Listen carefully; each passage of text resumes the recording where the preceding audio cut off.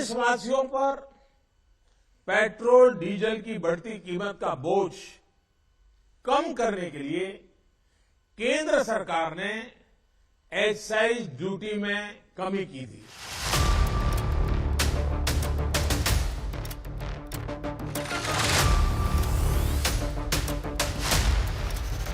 बुधवार को प्रधानमंत्री नरेंद्र मोदी ने कोविड संकट पर मुख्यमंत्रियों से बात करते हुए गैर भाजपा शासित राज्यों पर महंगाई का बम फोड़ दिया। पीएम मोदी ने कुछ राज्यों का नाम लेकर खुले तौर पर कहा कि उन्होंने वैट नहीं घटाया, जिसकी वजह से उन राज्यों में पेट्रोल और डीजल के दाम उनके पड़ोसी राज्यों की तुलना में ज्यादा हैं। जैसे पेट्रोल डीजल की कीमतों का एक विषय हम सबके सामने है। देशवासियों पर पेट्रोल डीजल की बढ़ती कीमत का बोझ कम करने के लिए केंद्र सरकार ने एक्साइज ड्यूटी में कमी की थी। पिछले नवंबर महीने में कम की थी। केंद्र सरकार ने राज्यों से भी आग्रह किया था कि वो अपने यहां टैक्स कम करें और ये बेनिफिट नागरिकों को ट्रांसफर करें। इसके बाद कुछ राज्यों ने तो भारत सरकार की इस भावना के अनुरूप यहां टैक्स कम कर दिया, लेकिन कुछ राज्यों द्वारा अपने राज्य के लोगों को इसका कोई लाभ नहीं दिया गया। प्रधानमंत्री ने जिन राज्यों के नाम लिए उनमें महाराष्ट्र, पश्चिम बंगाल, तेलंगाना, आंध्र प्रदेश, केरल, झारखंड और तमिलनाडु शामिल हैं। पीएम मोदी ने कहा कि इन्होंने किसी न किसी वजह से केंद्र सरकार की बातों को नहीं माना, मतलब वैट नहीं घटाया, जिसकी वजह से इसका सीधा बोझ आम लोगों पर पड़ता रहा। मोदी ने ये भी कहा कि कुछ राज्यों ने वैट नहीं घटाया, जिसका नुकसान उन पड़ोसी राज्यों को हुआ है जिन्होंने पेट्रोल और डीजल पर वैट घटाया। लेकिन कई राज्य, मैं यहां किसी की आलोचना नहीं कर रहा हूं, मैं सिर्फ आपसे प्रार्थना कर रहा हूं, आपके राज्य के नागरिकों की भलाई के लिए प्रार्थना कर रहा हूं।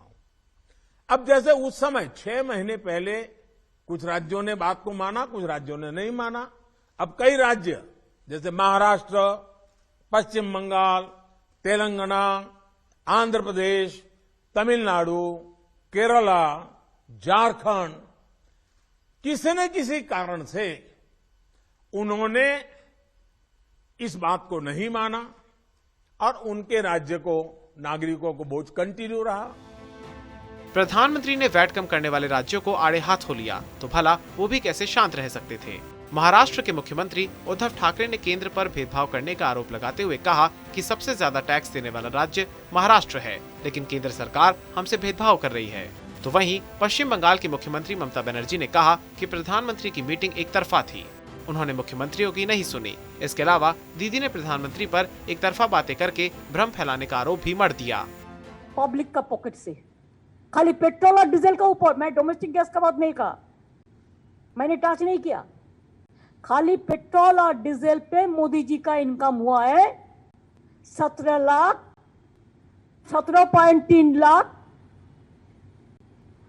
202 करोड़ 242 करोड़, और आप स्टेट को बोलते हैं। आप जो सेस लगाए हैं, सेस की राशि राज्यों को नहीं मिलता, केंद्र को जाता है। सेस को खत्म कर दीजिए, सभी राज्यों के लिए हो जाएगा।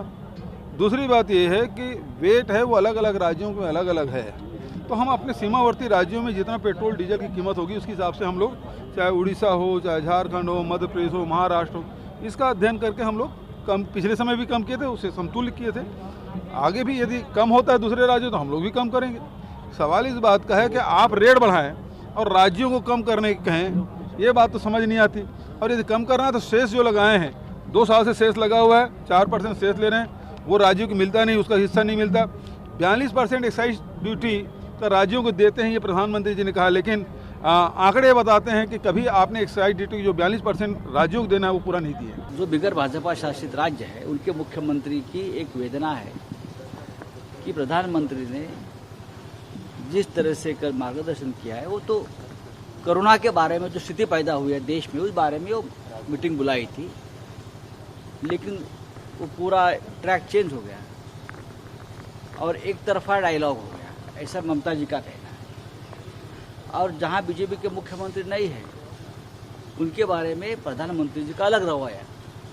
और जो बीजेपी के मुख्यमंत्री हैं उनके बारे में अलग रवैया। देश के प्रधानमंत्री की एक भूमिका एक राष्ट्र के लिए होनी चाहिए, वैसी कल नहीं दिखी। ऐसा कहना माननीय मुख्यमंत्री महाराष्ट्र के उद्धव जी का है, ममता जी का है, तेलंगाना के मुख्यमंत्री भी यही कहते हैं। वहीं पेट्रोल और डीजल पर वैट घटाने को लेकर शुरू हुई बहस पर राहुल गांधी ने भी केंद्र सरकार पर निशाना साधा है। राहुल गांधी ने कहा कि ईंधन की कीमतों पर राज्यों को दोष, कोयले की कमी पर राज्यों को दोष, ऑक्सीजन की कमी पर राज्यों को दोष, जबकि ईंधन पर 68% टैक्स तो केंद्र सरकार लेती है। फिर भी प्रधानमंत्री अपनी जिम्मेदारी से बचते हैं। मोदी का संघवाद सहयोगी नहीं है, ये जबरदस्ती है।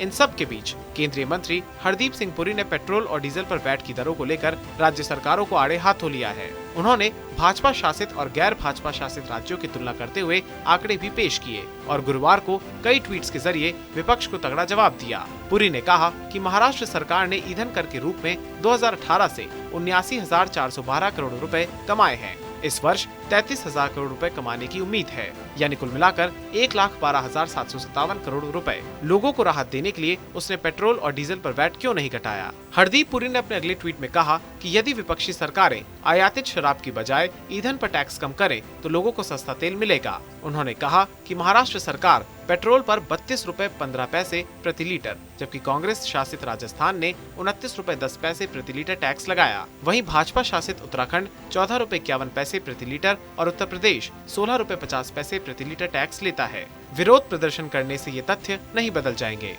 बहरहाल, एक तरफ जहां विपक्ष प्रधानमंत्री मोदी पर आरोप लगा रहा है कि कोविड के हालात पर मुख्यमंत्रियों के साथ बैठक में ईंधन के मूल्य का विषय उठाकर और राज्यों से पेट्रोल और डीजल पर वैट कम करने के लिए कहकर प्रधानमंत्री ने राजनीति की है, तो बीजेपी विपक्ष पर पलटवार कर रही है कि प्रत्येक लीटर पेट्रोल से विपक्षी दलों के शासन वाले राज्य बीजेपी शासित राज्यों से दोगुनी आय अर्जित कर रहे हैं। लेकिन पक्ष और विपक्ष की इस लड़ाई में अगर कोई पिस रहा है तो वो है आम जनता।